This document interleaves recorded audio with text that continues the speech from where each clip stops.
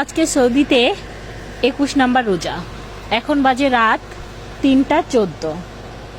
তো দেখেন আমাদের বাসার নিচে ময়লা নিতে আসছে, প্রতিদিনের মতন আজকেও আসছে। তো আজকে ওরা আসছে ঠিকই, কিন্তু আজকে এখনো পর্যন্ত আমার জামাই আসেনি। তো আসবে, কিছুক্ষণের মধ্যেই চলে আসবে। তো আমি যখনই গাড়ির শব্দ শুনি জানালার কাছে চলে আসি, কারণ ওদেরকে দেখতে আমার খুব ভালো লাগে।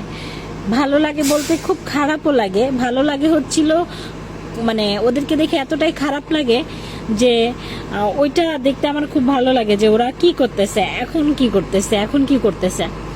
তো আসলেও কষ্ট লাগে। ওই যে গাড়িতে উঠতেছে, ময়লা ওদের নেওয়া হয়ে গেছে, এখনই চলে যাবে ওরা। দেখেন ওরা কিভাবে ময়লা ফেললো। আপনারা দেখেন ওরা কিভাবে ময়লা ফেলতেছে।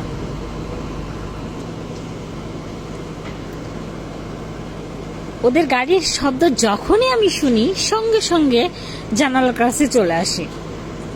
হয়তো মাঝে মাঝে ভিডিও করা হয়, আর সবচেয়ে বেশি দেখা হয় ভিডিও খুব কম করা হয়। তো আমি ভিডিও এই জন্য করি যে আমিও যেহেতু দেখতেছি, আপনারাও যেন আমার জন্য দেখতে পারেন যে আসলে বাংলাদেশের মানুষ প্রবাসে এসে কতটুকু কষ্ট করে, তাই না?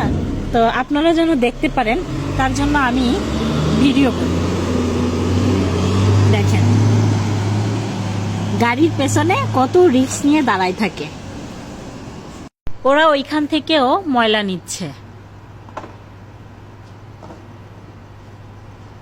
ওরা প্রত্যেকটা জায়গায় জায়গায় সারা রাত ধরে ওরা ময়লা নেয়। এই যে আমার জামাইও চলে আসছে। হাই,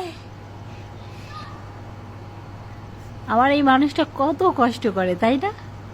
এখন রাত 3টা 19 বাজে, সে এখন আসলো। আসো রুমে আসো। দোকানপাটও বন্ধ হয়ে গেছে, আর সে এখন বাসায় আসতেছে। আর ওদের দেখলে খুবই খারাপ লাগে। ওরা সারা রাত ধরে, এখন সেহরির টাইম, ওরা এখনো ময়লা নিচ্ছে। হয়তো সেহরির টাইমে অন্য কোথাও খাবার খেয়ে নিবে হয়তো।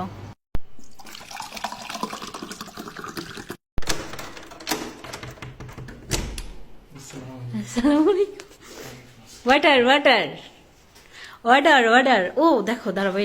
তো সেহরির আর অল্প একটু সময় বাকি আছে। আমরা অবশ্য খাবার দাবার খেয়ে নিছি। এখন মামা বিস্কিট খাচ্ছি। 1 প্যাকেট আনা হয়েছিল, প্রায় শেষ হয়ে গেছে। আমরা এখন নাটক দেখতেছি আর খাচ্ছি।